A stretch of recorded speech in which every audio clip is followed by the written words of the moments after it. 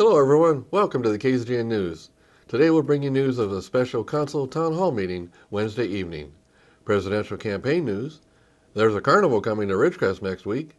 Today's KZGN Talking Points editorial, weather, sports, and so much more. From the Rademacher Hills to Bee Mountain and the mighty Sierras, Ridgecrest to Inyokern and China Lake. This is your news for the Indian Wells Valley with the KZGN News Crew. Hello, I'm Tom Whitnick. Thanks for joining us for the news affecting Ridgecrest and the Indian Wells Valley. Well, the big story today was Wednesday evening the mayor had called a special town hall meeting to host Kern County Sheriff Donnie Youngblood. It was held in the city council chambers at City Hall. The reason was for the sheriff to explain his recommendation to close the Ridgecrest jail. By closing the jail, Ridgecrest police officers will have to drive any prisoners all the way to Mojave to be booked into jail. And it is estimated that half of those would not be accepted there and have to be transported all the way to Bakersfield. This recommendation results in the equivalent of losing 2 police officers each year. This cut puts our lives at risk and police officers' lives at risk. The sheriff made the recommendation after the county supervisors voted to cut all budgets across the board due to funding shortfalls. The sheriff got cut $1.2 million. Well, it was standing room only in the town hall. I estimate there was probably more than 200 people there. The town hall was hosted by the city. Attending was Supervisor Gleason and Sheriff Youngblood. They started the meeting. Both Gleason and Youngblood offered some opening comments. I'm proud to serve alongside them. So I want to set the context so you understand the decision that was made about the jail, or that's about to be made about the jail. So about 2 years ago, the price of a barrel of oil was about $100. January 1st, 2014, about $100, and we built our budget on $100 oil. Kern County is the if it was a state, it would be the 3rd largest producer of oil in the country. It produces 10% of the oil used in this country every year. Kern County is an oil county. I didn't know that when I lived over here, that oil was so big in Kern County, but it is. So January 1st, 2014, the price of a barrel of oil is $100. January 1st, 2015, the price of a barrel of oil is $55. So what that means is our assessor looks at all the property values of Chevrons, the Ares, the Lynn Energies, all the big guns, and assesses their property values based on their production. And the production dropped 40%. So the revenues that came off the sales taxes into the county coffers was reduced by $27 million in 2014. We declared a state of emergency, a financial emergency. John Nylon's here is our CAO. Will help me back me up on numbers when I stumble on some numbers. So then we declared an emergency. We put into effect last year some cuts at the end. Our fiscal year goes from July 1st to June 30th. So July 1st, 2014, we put some cuts in the budget so that we could get through the year. Moving forward to January 1st, 2015, the price of a barrel of oil is $55. We move out, we build a budget on $55 oil, we put those cuts in place, and that's where Donnie said, I think at the final year cut for 2014-15, that he can't pay for the Ridgecrest jail with the cuts, with the allocations he was getting from the general fund. So we threw in $600,000 or some number like that, $650,000, to limp the jail along so we could keep it open and continue moving out in that direction, hoping that the price of oil would remain stable, or that our budget was based on the best numbers we could come up with. Moving forward, January 1st, 2016, the price of a barrel of oil is now $35. That's another 40% cut. That's a dramatic hit on top of a dramatic hit.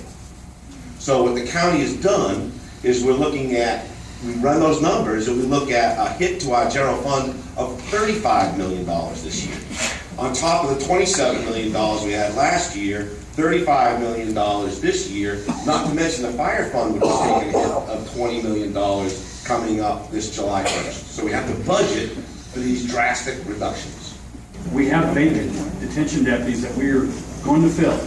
Now we won't have to fill 5 of those because these people fill those positions. That saves us $600,000. So these people are moving to Lerdo, and the billets they're filling are billets you're going to have to fill somewhere else because you're moving from here to there. Detention deputies. Right. To make the plan work to staff the new jail, all detention deputy positions will have to be filled. So while we're filling those, we would have to fill these and those. That's an additional $600,000 that I don't have. It was removed from the budget. Thanks, I appreciate that. I want to make one comment. The other question I was going to have, I'm sure people will ask this question, is I'd like you to talk about the fairness of distributing your hits across the county and how that's impacting the whole county, and you're not targeting Ridgecrest and you're not targeting Boron, but there's a reason for that. I'd like to hear your thoughts on that. But one thing I wanted to you said that you said something about 235 arrests for $600,000. The way we look at that is this isn't a numbers game for us. I think this is a quality of life issue. We have a quality of life here that we treasure. We really do. We're blessed, we're lucky, but we work hard and we sacrifice because we don't live other places, and we give up all those amenities, other amenities that other places have, so that we have the amenities that we like and that we want and that we cherish. And that when your deputies are on the street here, they become an integral part of our community. And they're not just uniformed guys driving around busting people. They are integral members of our community. And the fairness question is a good question, but you have to go back. I used to be the patrol commander in Bakersfield, and I had 80 deputy sheriffs that patrolled Metro Bakersfield. We've taken budget hits for the last 4 years now. There's 49 deputy sheriffs on the streets of Bakersfield for the 24-hour call. We have a homicide or a stabbing almost every single night in Bakersfield. So I have a responsibility for the deputy on the street to make sure that they have the backup and the staff that they need to be safe. But if you can imagine, I think there's 12 or 13 in Ridgecrest and 49 working the streets of Bakersfield. If you look at the population and the crime, I think you'll get a feel for what we're dealing with. This isn't, Ridgecrest Jail wasn't just picked out of the air. You have to understand that the sheriff can only cut from certain areas of the department because the Constitution says I'll be the coroner and I'll have a coroner's office. And it says that I cannot cut deputy sheriffs that are bailiffs or transportation of prisoners because the judges decide how many of those deputies that they're going to have. Having a main jail is a constitutional issue. By the Constitution, the sheriff must have that. I have to have staff for that. So you take those things out of the realm of where I can cut, it comes to deputies on the streets. The essence of both of their comments were that due to the severe drop of revenue from oil taxes, the budget this year is being reduced, and they are predicting an even more severe drop in the 2016-17 budget. Youngblood basically said that even if we didn't close the jail now, it will have to be closed in just 4 months from now in the new budget. Gleason said that oil was selling at about $100 per barrel in 2014. And in 2015, it went down to $55 a barrel. And last month, it has again dropped to $35 per barrel. So that means the revenue from taxes paid by the barrel has dropped that much as well. Gleason added that he too is also really worried as to what budget cuts will look like in July, but he guarantees they will not be pretty. One public commenter suggested closing a fire station here to keep the jail open. The answer from Gleason was that it would work, but the station is likely going to be closed anyway for next year's budget, so that really will not save the jail. Well, a lot of people got up and made comments, pleading with the sheriff to reconsider his decision. Some people suggested that delaying the closure would allow people, including the city, time to maybe figure a solution, working together to try and figure a way to keep it open. To just announce the closure in 2 weeks is not enough time for us to regroup and think things out. I have to commend the sheriff for attending. It was a very hostile crowd. Ridgecrest Police Captain McLaughlin offered opening comments. You mentioned BPD gives you money to use the facility. Isn't that about $50,000 a year or so? I don't know what it is. Don't we have somebody here that knows that? Maybe? No, he would know. My jail is Doesn't- not here. Doesn't the state reimburse for booking fees? The Bakersfield pays booking fees. Doesn't the state give you money for that? I think, yes, they do. About 300 and some thousand a year? It could last be, year. I don't know. 600 or 61,000 a quarter, I think it is. That's off the state comptroller's website. For those of you that want to know, you can look it up. I respect what you have to do, Sheriff, but you mentioned earlier that you don't want to take deputies off the street or officers. That's exactly what closing the Ridgecrest Jail has done. We are going to be on the road constantly. We booked 1,100 people into Kern County over last year. Granted, some of those you could probably double up or keep in our holding facility here for up to 12 hours. But when in fact, if you even cut that in half, that's 500 trips to Bakersfield. That doesn't count the sheriffs, the CHP, I don't know what CLPD's numbers are, or anybody else in the county. 500 times when you're staffed with only 3 officers on duty, sometimes 2, a good day is 4, minus injuries, sickness, or whatever. So my question to you is, you said you don't want to take officers off the street, but when you have your deputy working at night out here, I believe there's only one on at night. I don't want to speak out of turn, but I think that's correct. And the sheriff could clarify that. If he has to go to Bakersfield, isn't it true he's not on our street anymore? Yes, that is true. I mean, so the county has no coverage when that deputy is gone, which obviously we would help, when needed. I'm sure they would do the same if we were short, because we have a great working relationship.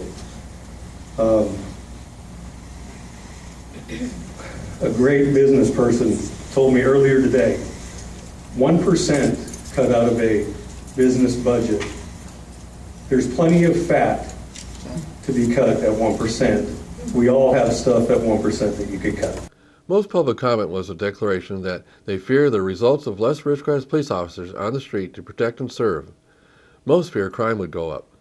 Most pleaded for him just to not close the jail. Some said to close the Mojave jail and leave this one open. At one point I questioned him as to why he is taking people here in funded filled positions and deleting those to fill unfilled funded positions over there. He stated that he is getting ready to staff a new $120 million jail being built over there in Bakersfield. So he has to start filling those positions now to get ready to open the jail. When I asked when the jail was set to open, he said 2017.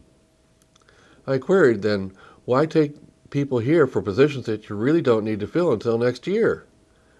He just replied that is what he needs to do. Following that, many commenters questioned the new jail being built. His answer was that it was mostly funded by a federal grant, and that they were ordered by California courts to add more beds. So that's why the jail is being built. A few commenters criticized him that Bakersfield gets all the programs and we always get nothing. That the west side of the mountain is always favored over the east side, and that they are not happy about it that way. Some of our police officers complain that oftentimes the Mojave jail is closed, and that they aren't even open to take prisoners quite often. Youngblood seemed to be caught off guard to that situation. He said he would have to look into that problem and make sure it didn't happen. One commenter got up and said since we all will be at more risk with less officers to protect us, he declared that everyone should arm themselves in their homes and that concealed weapons licenses should be issued to everyone that wants one. The sheriff replied that he already has made getting a CCW as easy as he can legally make it. One commenter criticized the decision because we are the farthest from Bakersfield, so we shouldn't have to be subject to any less support than we have now.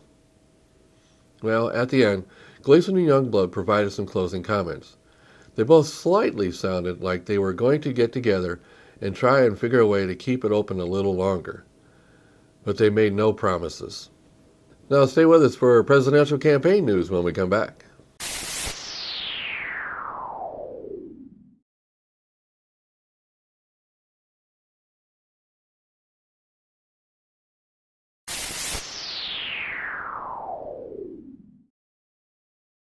Thanks for staying with us. In presidential campaign news, the Republican candidate list just got shorter. Yesterday, Governor Christie and businesswoman Carly Fiorina have dropped out of the race to the White House. They came in very short in New Hampshire. We still have Carson staying in for now, though, even though he was at the bottom of the election results. So the list is getting shorter. Everyone suspects we'll probably see a couple more drop off after the South Carolina elections next week. Well, how about some fun news? Fun news for the kids, that is. Well, coming next week, it will be carnival time again in Ridgecrest. Police and citizens together, PACT, is once again presenting the Spring Carnival. This is a fundraiser for PACT. The carnival will be behind Leroy Jackson Park, across from La Mirage housing area, and by the city skate park. PACT gets 20% of the proceeds of the event. The carnival will be here next week. It starts Thursday, February 18th, and runs through Sunday, February 21st. On Thursday and Friday, it'll run from 5 p.m. to 10 p.m. Saturday, noon to 11 p.m. Sunday, noon to 9 p.m. So get ready for a carnival and help support PACT. PACT is the main volunteer organization that supports the Ridgecrest Police Department. Next week is carnival time in Ridgecrest. In presidential debate news, the next Democrat debate is Thursday evening and hosted by PBS. It will be on at 6 p.m. Pacific Time. The location will be at the University of Wisconsin in Milwaukee. The moderators will be Gwen Ifill, Judy Woodruff. After this debate, there are no more Democrat debates until March 6th.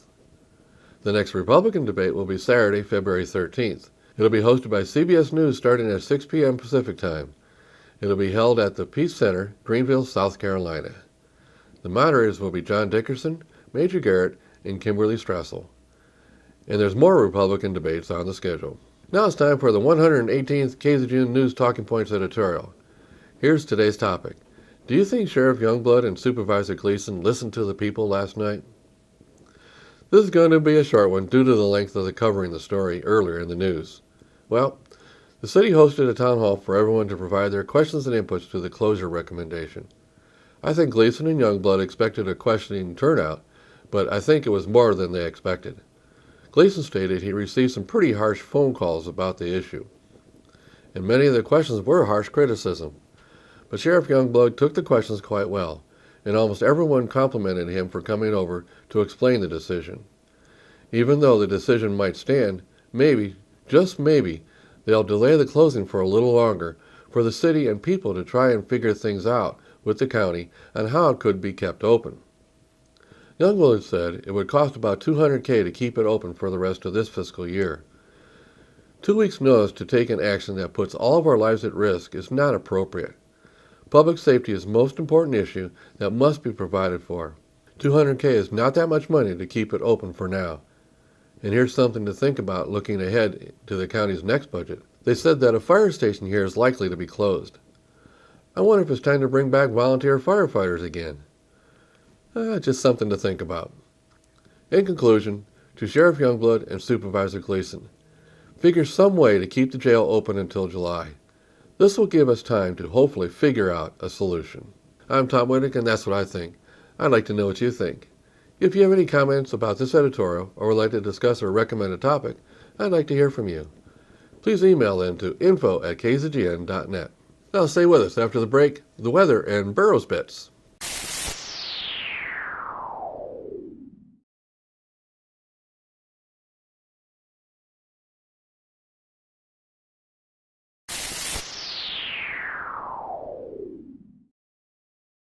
Thanks for staying with us. Here's Lane with the weather. Thank you, Tom. From the National Weather Service, a bitterly cold air mass will settle over much of the central and eastern U.S. over the next several days. Well below normal temperatures and cold wind chills will be common. In addition, heavy lake effect snow will be possible, especially downwind of Lakes Erie and Ontario, where up to 1 foot of additional snow is forecast by Sunday morning. Temperatures across the nation. Carolinas at 38, Florida at 65, Arkansas at 51, northern Texas at 64, New Mexico at 56, and Los Angeles at 75. And for us locally, tonight, clear with a low around 40, south-southwest wind 5 to 10 miles per hour. Friday, sunny with a high near 72, south wind 5 miles per hour. Friday night, mostly clear with a low around 39, West-southwest wind 5 miles per hour. Saturday, sunny with a high near 72 with a calm wind. Saturday night, mostly clear with a low around 38. North-northwest wind 5 to 10 miles per hour. Sunday, sunny with a high near 70. Northwest wind 5 miles per hour. Sunday night, clear with a low around 45. North-northwest wind 5 to 10 miles per hour. And Washington's birthday. Sunny with a high near 74. Northeast wind 5 to 10 miles per hour. For the Burroughs High School TV studio, I'm Desi Matthews with the Burroughs Video Bits for Thursday, February 11th, 2016.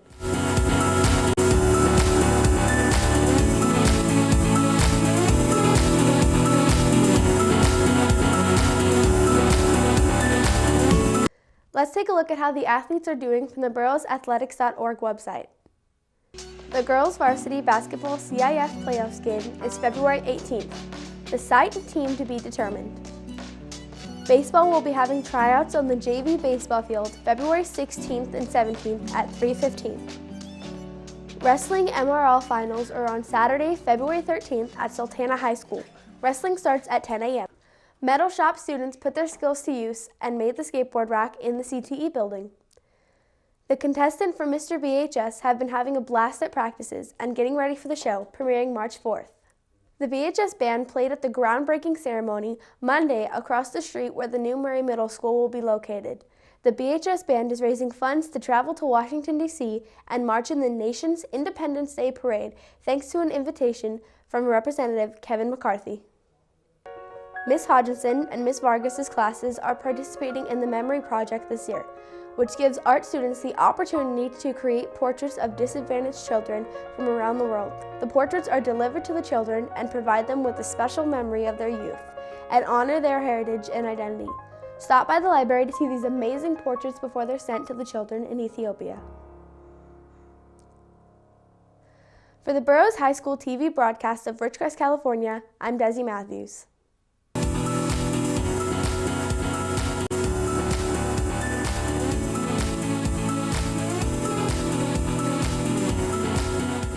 So that's the news for today. Also, KZGN-TV know you have a choice in what you watch for your news. We all thank you for choosing KZGN-TV, Ridgecrest's only locally owned community TV station. Now stay tuned for Ridgecrest Talk coming up next.